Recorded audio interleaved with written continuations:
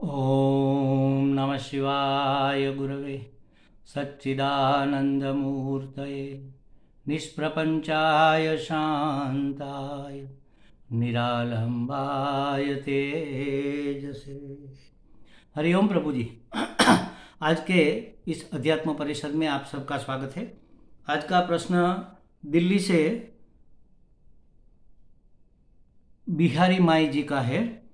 उन्होंने पूछा है कि यह दास जब भी ध्यान करती है तबीयत अस्वस्थ हो जाती है, क्या कारण है? फिर से मैं पढ़ता हूँ, एक एक शब्द आप ठीक से सुनो। यह दास जब भी ध्यान करती है तबीयत अस्वस्थ हो जाती है, क्या कारण है? सबसे पहले तो अपने आप को आपने दास कहा, माने कि आप भक्तिमती है, भक्त है। और भक्त अगर कोई चिंता करे अपनी या अपनों की, तो भक्त पूरा भक्त नहीं है। जब आत्मसमर्पण कर देता है व्यक्ति भगवान को, हे हरि तेरी मर्जी, अब क्या करूं दूसरी अर्जी, जैसे तू राखेगा वैसे मैं रहूंगी, इसका नाम है भक्त। इसको कहते हैं दास। तो आपने कहा कि यह दास जब भी ध्यान करती है तबीयत अस्वस्थ हो जाती है, तो मतलब आपको तबीयत की चिंता है। भगवान पर कोई भी चिंता, चिंता का अर्थ ही है भगवान के भरोसे में कमी, श्रद्धा की कमी का नाम है चिंता। भगवान पर श्रद्धा नहीं है क्या? अच्छा, अब आप ये बताओ, कौन से ऐसे महापुरुष महात्मा हो गए जिसे कोई बीमारी ही नहीं हुई हो? कभी न कभी।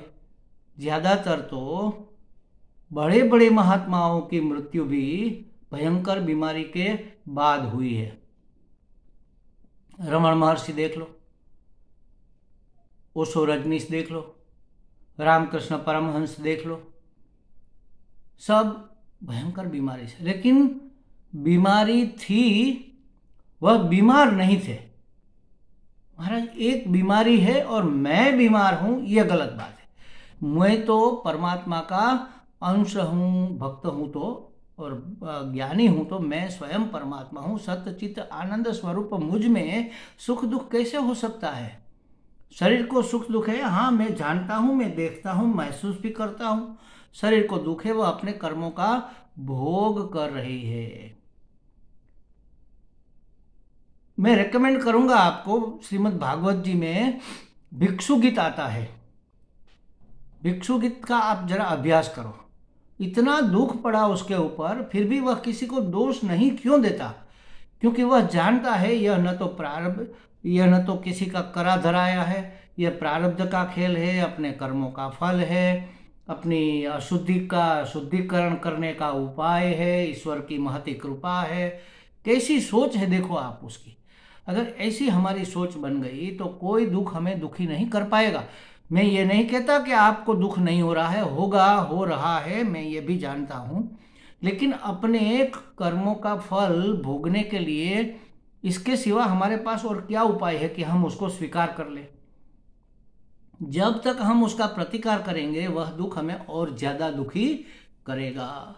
उसको स्वीकार कर लो, जो है सो है, जिसको है उसको है। शरीर को दुख है तो है, मुझे क्या लेना देना है दुख तो दुख है। और दूसरी बात, आपने कहा जब भी मैं ध्यान करती हूं तब तबीयत अस्वस्थ हो जाती है, बिगड़ जाती है। तो ऐसा तो हो नहीं सकता। अगर ऐसा होता है तो यह आपकी बीमारी मानसिक है। वैज्ञानिकों ने भी कहा है कि 80% बीमारियां मानसिक होती है।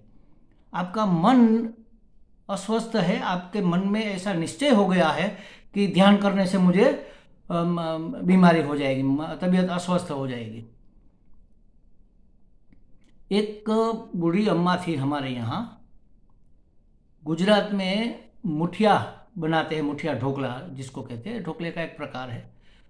पता नहीं क्या उसके मन में एक बात घुस गई कि मैं ढोकला खाऊंगी तो मुझे पेट में दर्द हो जाएगा। तो जब भी खाती उसको पेट में दर्द होता। मैं नहीं कहता कि उसको नहीं होता था बिल्कुल, लेकिन दर्द होने का कारण उसका मानसिक था। एक बार तो मैंने ये भी सुना कि उसकी बहू ने कहा कि माँ मुठिया ढोकला बनाया था, उसने कहा अरे मुझे तो पेट में दर्द होने लगा, अभी खाया भी नहीं उससे पहले उसको दर्द शुरू हो गया। तो देख लो, ये मानसिक बीमारी है। ध्यान से किसी को अस्वस्थता हो जाए तबीयत में, ये तो हम पहली बार सुन रहे हैं, शायद किसी ने नहीं सुना होगा। क्योंकि ध्यान से तो सभी तबीयत स्वस्थ हो जाती है। श्रीमद् भागवत जी के तीसरे स्कंद के 27वें अध्याय में, शायद 27वें श्लोक में उसकी व्याख्या करते हुए स्वामी अखंडानंद सरस्वती जी महाराज ने लिखा है कि प्राणायाम से सभी प्रकार के रोग भी नष्ट हो जाते हैं। प्राणायाम करो, ध्यान करो, धारणा करो, जप करो, ये तो रोग का निवारण है, इससे अस्वस्थता कैसे होगी? तो इसका मतलब ये है कि ये आपकी फिजिकल बीमारी नहीं है, ये मैं नहीं कहता होगी, लेकिन उसका कारण ध्यान नहीं है, उसका कारण आपकी मान्यता है। मन में एक ग्रंथि बैठ गई है आपकी, उसको निकालो महाराज। ध्यान करने से ऐसा सोचो कि ध्यान करने से तो ये सब हटेगा, मिटेगा। आयुर्वेद में इसके कई उपचार है, आप उपचार भी कर सकती हो, थोड़ा बहुत उपचार भी करो। मैं ये नहीं कहता कि कोई दवाई मत लो, दवाई भी लो, उपचार भी करो और मन भी मजबूत करो और भगवान के शरणागत होकर उसको सौंप दो कि भगवान मैं आपका ध्यान करूंगी, चाहे आप मुझे बीमार कर दो, चाहे आप मुझे मार डालो, चाहे आप मुझे स्वस्थ रखो, मैं आपका ध्यान करूंगी। बस मैं आपकी भक्त हूं, मैं आपको छोड़ नहीं सकती। बस ऐसा दृढ़ निश्चय करके आप ध्यान करो, आपको अस्वस्थता नहीं होगी। अब दूसरी बात कहने से पहले मैं सभी जो भी हमारे सब्सक्राइबर है, जो भी हमारे सत्संगी है, उसको एक बात बता दूं कि आगे से आप मुझे जो मैं बताने वाला हूं उस संदर्भ में अपने रोग का कोई उपाय मत पूछिएगा, क्योंकि मैं इतना ज़्यादा नहीं जानता। लेकिन श्रीमद् भगवत पाद शंकराचार्य जी महाराज ने अपने भाष्य में एक जगह लिखा है कि हमारे, जैसे आयुर्वेद ने कहा है कि हमारे हर एक रोग का कारण कफ पित्त वात का बिगड़ जाना है, उसका इम्बैलेंस हो जाना हमारी बीमारी का कारण है। कफ विकृत हो गया, प्रबल हो गया, प्रखर हो गया, तो कफ के संदर्भ से कफ जनित जो रोग है वह होंगे, सर्दी खांसी इत्यादि इत्यादि जो भी। वात बिगड़ गया, वायु बिगड़ गया तो वायु जनित रोग होंगे, पित्त बिगड़ गया तो पित्त जनित रोग होंगे। जैसे कि समझो मैंने कहा कफ से सर्दी उधरस खांसी, ये फेफड़े के रोग ये सब होते हैं, बलगम आ जाना, ये सब। वायु से जो रोग होते हैं उसमें शरीर में कहीं ना कहीं दर्द होता है, कहीं पर भी दर्द है तो समझ लो ये वायु रोग है। और जैसे समझो सर दर्द है, तो सर दर्द तो वायु रोग के, दर्द है तो दर्द तो वायु रोग के कारण ही होता है। लेकिन अगर यहाँ पर आगे दर्द हो रहा है ये इस भाग में, तो ये कफ जनित वायु रोग है। अगर यहाँ पर हो रहा है तो ये पित्त जनित वायु रोग है। और यहाँ अगर हो रहा है तो ये वात जनित वायु रोग है, वात की प्रबलता से हुआ वायु रोग है। तो इस तरह से हमारा हर एक दर्द, कोई भी बीमारी, कोई भी पीड़ा, शारीरिक पीड़ा, उपाधि, ये कफ पित्त वात के बिगड़ जाने से, इम्बैलेंस हो जाने से, विकृत हो जाने से पैदा होते हैं। अब देखो अध्यात्म शास्त्र इसमें क्या कहता है। परम पूज्य श्रीमद् भगवत पाद शंकराचार्य जी ने लिखा है कि हमारा वात रोग काम के कारण है, हमारा पित्त रोग क्रोध के कारण है, और हमारा कफ रोग लोभ के कारण है। जब लोभ बढ़ता है तो कफ का रोग होता है, जब क्रोध बढ़ता है तो पित्त का प्रकोप होता है, और जब काम बढ़ता है तब वात प्रकोप होता है। उल्टा भी हो सकता है, जब वायु बढ़ जाती है, वात विकृत हो जाता है तो काम बढ़ जाता है, षड्रिपु में काम, क्रोध, लोभ, मोह, मद, मात्सर्य जो है तो ये बढ़ जाता है। पित्त जब कुपित होता है तो क्रोधी स्वभाव हो जाता है। कफ जब कुपित होता है तो लोभ हो जाता है। तो इसका मतलब ये हुआ महाराज कि वात पित्त कफ से कोई भी रोग होता है और उसका कारण है काम, क्रोध, लोभ।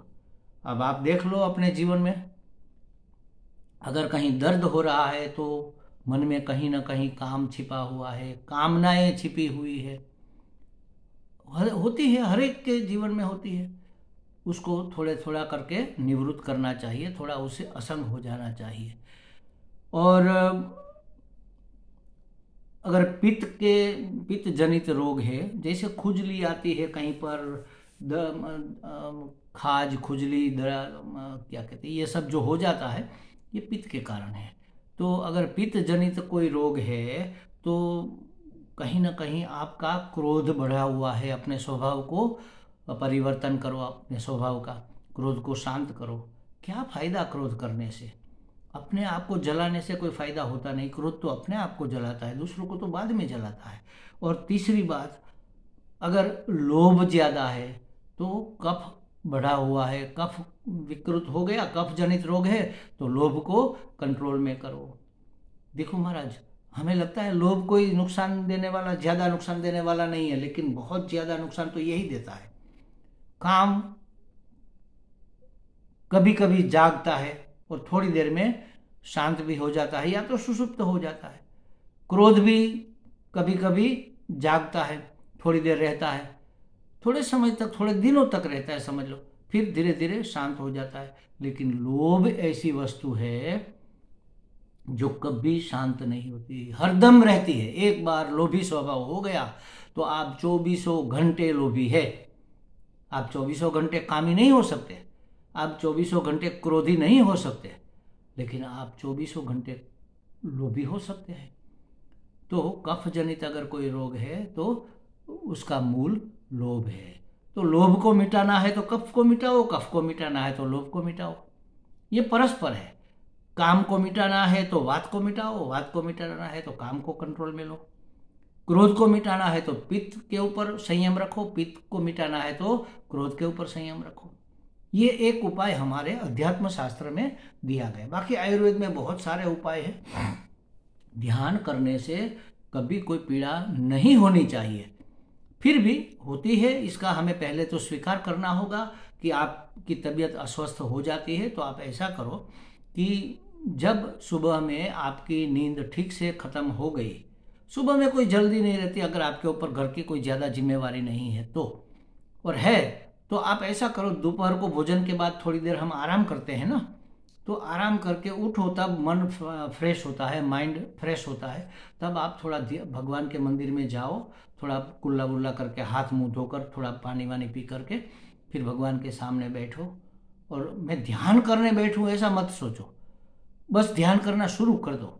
भगवान की ओर देखो, निहारो उसको, अपने कृष्ण कन्हैया को, पाँव से लेकर सिर तक, सिर से लेकर पाँव तक एक एक अंग का निरीक्षण करते जाओ, करते जाओ, करते जाओ, करते जाओ, खुली आंख से। फिर धीरे धीरे धीरे आंख बंद करके जो आपने देखा था उसी को स्मरण करके दर्शन करो। पाँव से लेकर, पाँव का नख कैसा है, उसने कैसी पायल पहनी है, उसकी धोती की किनारी कैसी रेशमी और गोल्डन कलर की है, उसका पीला पीताम्बर कैसा लटक रहा है, कमर पर कैसी करघनी लगी हुई है, कैसी टेढ़ी टांग करके खड़ा है, उसका पेट दिख रहा है, उसकी नाभि दिख रही है, उसकी छाती दिख रही है, छाती पर मरकतमणि है, वनमाला है, हाथ में बंसी है, होठ पर धरी हुई है, मुंह पर मुस्कान है, सब मन ही मन उसको देखो। और अगर देखना धीरे धीरे कम हो जाए तो फिर से आँख खोल कर देखना शुरू करो। बस ऐसा करते रहो थोड़ी देर के लिए। सगुण साकार ध्यान कहते हैं इसको। यहाँ से शुरू करो आप, फिर धीरे धीरे धीरे आप ज्ञान में आगे बढ़ो और फिर धीरे धीरे निर्गुण निराकार ध्यान भी होने लगेगा। तो ऐसा करने से आपको कोई अस्वस्थता नहीं होगी। आप ऐसा सोचकर मत बैठो कि मुझे ध्यान करने बैठा, बस टट्टार बैठ जाओ, पालथी मार दो, आसन लगा दो, चुटिया खड़ी कर दो और मैं ध्यान करने बैठूंगी, मैं ध्यान करूंगी, ऐसा मत सोचो। ध्यान करना अच्छा है, लेकिन इससे ज्यादा बेहतर है ध्यान रखना। ध्यान रखो, भगवान को ध्यान में रखो। सतत हर रूप में मेरे सामने जो आ रहे हैं वह भगवान है। तो आपका ध्यान 24 घंटे चल रहा है, इसका मतलब। तो ऐसा अगर आप करोगे तो मुझे लगता है आपको अस्वस्थता होने का कोई कारण नहीं रह जाएगा। आंख बंद करके ही ध्यान करना जरूरी नहीं, आंख खुली रखो, आसपास इधर उधर कहीं पर भी कुछ भी मत देखो। शांत कमरे में भगवान के सामने बस बैठ जाओ। जब सब लोग आराम कर रहे हो, जब कोई आवाज़ नहीं आ रही हो, अर्ली इन द मॉर्निंग सबसे बेस्ट है। लेकिन अगर उस समय माताओं को तो थोड़ा बहुत काम रहता है, किचन का, चाय बनानी है, ये करना है, वो करना है, कपड़े झाड़ू बर्तन सब ठीक ठाक करना है, तो थोड़ा उसका माइंड डाइवर्ट रहता है। तो आपके समय से पहले अगर आप थोड़ा उठ सको तो आधा घंटा पहले उठ जाओ, तो वो आधा घंटा आप ध्यान में लगा सकते हो। या तो दोपहर को आराम करके फिर ध्यान करो, ये बेस्ट टाइम है। और रात को सोते समय बेड में चले जाओ, पथारी में। अब तो सो जाना है, सब सो गए, अब कुछ करना धरना नहीं, आप बैठ जाओ। बेड पर ही पथारी पर ही बैठ जाओ, खटिया पर, अपनी पलंग पर। और बैठे बैठे जो सुबह में ध्यान किया था, जिस भगवान को याद किया था, जिसके हम डेली दर्शन करते हैं, उसको याद करो। कैसा है उसका अंग उपांग, कैसे मुस्कुरा रहा है। फिर धीरे धीरे धीरे, ये तो देह का ध्यान हुआ, फिर उसके गुणों का ध्यान करो। कैसे कृपा निधान है, कैसे करुणा के सागर है, मेरे ऊपर कितनी कृपा करते हैं, मेरा क्या अधिकारित्व है, मेरी कोई लायकात नहीं है, मेरी लायकात से, मेरे अधिकारित्व से हजार हजार हजार गुना उसने मुझे दिया।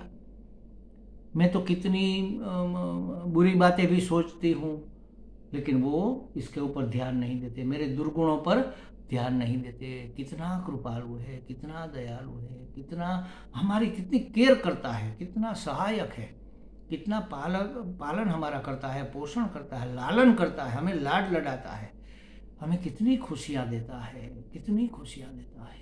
उसके गुणों का ध्यान करो अपने जीवन में आए हुए प्रसंगों के आधार पर। तो इस तरह से अगर आप करोगे, आपकी तबीयत अस्वस्थ नहीं होगी।